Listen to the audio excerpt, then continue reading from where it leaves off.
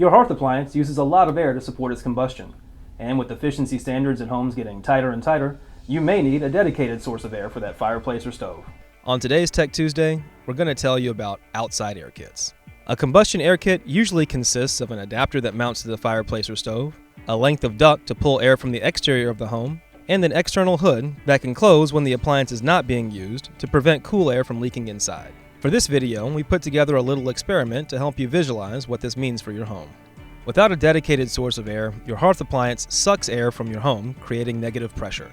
If your fireplace can't create enough negative pressure on its own, you could see smoke spilling back into the house. With an outside air kit, the fireplace or stove is able to suck in air from outside the house as well. Outside air kits are becoming more important every year.